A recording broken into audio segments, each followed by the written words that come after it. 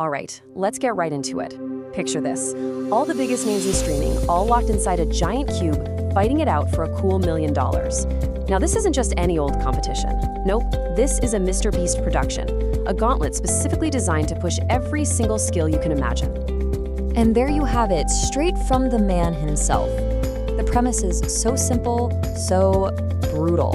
It just perfectly sets the stage for what is honestly one of the most chaotic social experiments we've ever seen in the creator world. And of course, the fuel for all this chaos? That big number right there, $1 million. It's a life-changing amount of money, and it absolutely guarantees that every single one of these creators is going to be pushed to their absolute breaking point. Yeah, and we're not talking about just a handful of people here. We are talking 50 top-tier streamers. Every single one with their own massive fan base, their own ego, and their own secret strategy for winning.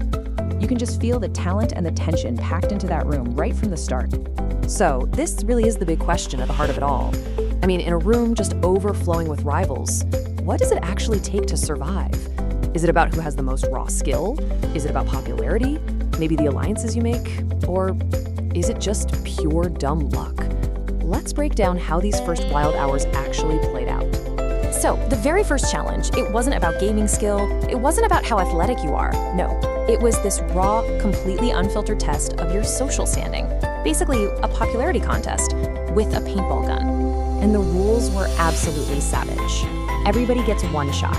You aim for the person you want out, and the 5 people with the most paint on their pictures, they're gone. Just like that, instantly. You have to show your cards. Are you going to target a big threat, or maybe just someone you don't really like? And what's so fascinating is just how quickly all these different strategies started to pop up. You had people like Ludwig who were targeting the biggest perceived threats, trying to take out the king early. Then you had these immediate revenge shots sparking these little feuds right from the get-go. But honestly, the safest play was just piling on someone who was already hit. It was pure game theory playing out in real time with a splash of paint. This moment right here perfectly captures the moral chaos of the game. What one person saw as a total betrayal, someone else saw as just a smart play. Every single time a shot landed, you'd hear someone cry out that it was unfair, and immediately someone else would yell that it was a totally fair move.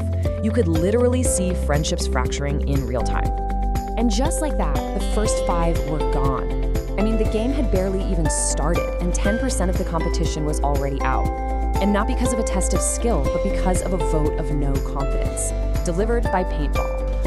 Okay, so with the social battle lines drawn, the next challenge tested something totally different: pure nerve. mrbeast rolled out a classic high-risk, high-reward scenario that forced players to make a really serious gamble. So a Lamborghini just appears. You can volunteer to play if you want. The goal is to hold your hand on the car, blindfolded, and take it off as close to the 10-minute mark as you can. The winner gets the car to give to a viewer. But here's the catch. Everyone else who plays and loses is eliminated. Only 4 streamers were brave enough to risk it all. Okay, now this is where things get brilliant. While a couple of players were just relying on their internal clocks, surrounded by chaos and people yelling at them, the other 2 had a secret weapon. Their friends in the crowd were secretly timing the whole thing on their cameras. They turned a game of pure instinct into a game of precision. So smart.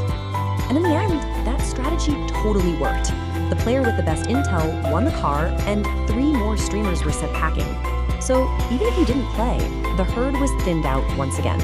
Next up was probably the single biggest turning point of the competition so far.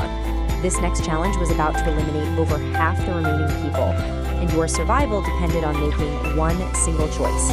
You had to choose: compete in a video game or compete in a sport. 10 people would survive from each side, and that's it. For most of them, the choice was pretty obvious. You play to your strengths, right? But for others, it became a game of calculating the odds. Which group gave them a better shot to land in that top 10? So the sports challenge was a penalty shootout against I Show Speed, of all people, and it produced one of the wildest eliminations you'll ever see. Ludwig, a huge name, gets so excited to see Speed that he literally steps out of the cube to say hi, and was immediately disqualified. He didn't even get to take his shot. Unbelievable. Meanwhile, on the other side of the room, a massive Fortnite battle royale was kicking off. Alliances formed in an instant. But as that storm closed in, the pressure just mounted and mounted. Players started making simple rookie mistakes. And then came the biggest shock of the night. Tfue, arguably one of the greatest Fortnite players of all time, was eliminated. No one saw that coming. And this slide right here really puts the sheer brutality of that one challenge into perspective. In one single move, 21 more streamers were gone. The group was slashed from 41 all the way down to just 20. And suddenly, that cube started to feel a whole lot more empty. So after surviving social games, insane gambles, and raw skill challenges, the final 20 were faced with a brand new kind of test. For the very first time, they actually had to rely on each other. Yeah, they were split into teams of 4 for a gigantic memory game. A pattern of shapes would flash on the floor, and when a shape was called out, the entire team had to sprint to the correct spot. It was a crazy test of communication and collective memory, and it was going to decide who made it to the final stages of the game. Okay, let's just zoom out for a second here.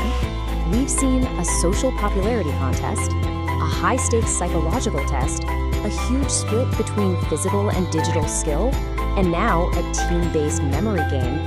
And this brings us to the ultimate question, right? If you really want to win a mrbeast challenge on this kind of scale, what do you actually need to be good at? Is there one skill that just rises above all the rest? Well, as this whole gauntlet shows, it is just not that simple. This was never a competition for just the best gamer or the most popular person. It was for a true master of all trades. You needed the social capital to survive that paintball round, the guts for a strategic risk like the Lambo. You needed the raw skill for soccer or Fortnite, and you had to have the communication skills for the team memory challenge. At the end of the day, the winner had to be adaptable enough to handle anything. And that's really what I want to leave you with. In a competition this unpredictable, where a random ricochet from a paintball or just a single moment of excitement can get you eliminated, how much of the final victory really comes down to having a well-rounded skill set, and how much of it is just being in the right place at the right time.